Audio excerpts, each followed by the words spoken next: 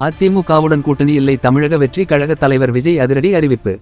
தமிழக வெற்றி கழக பொதுச் செயலாளர் என் ஆனந்த் வெளியிட்டுள்ள ட்விட்டர் பதிவில், தலைமை நிலைய செயலக அறிவிப்பு. தமிழக வெற்றி கழகத்தின் முதல் மாநில மாநாட்டில் கழகத்தின் கொள்கைகள், கொள்கை எதிரி, அரசியல் எதிரி, தேர்தல் நிலைப்பாடு குறித்தும் தமது உரையில் கழக தலைவர் அவர்கள் தெளிவாக, விளக்கமாக எடுத்துரைத்துள்ளார்.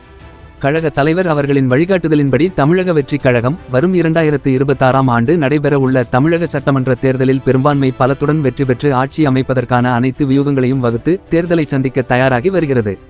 இச்சூழலில் 2026 சட்டமன்ற தேர்தலில் ஆட்சி மாற்றத்திற்கான முதன்மை சக்தியாக ஒட்டுமொத்த தமிழக மக்களின் ஏகோபித்த வரவேற்பையும் ஆதரவையும் பெற்று மக்கள் மத்தியில் தமிழக வெற்றி கழகம் அடைந்து வரும் எழுச்சியை மடைமாற்றம் செய்யும் உள்நோக்கத்தோடு அடிப்படை ஆதாரமற்ற தகவல்களை கொண்டு அதிமுகவுடன் தமிழக வெற்றி கழகம் கூட்டணி என்று தொடர்புபடுத்தி பிரதான தமிழ் நாளிதழ் ஒன்று உண்மைக்கு முற்றிலும் புறம்பான தகவல்களை கொண்டு நேற்று தலைப்புச் செய்தி வெளியிட்டுள்ளது.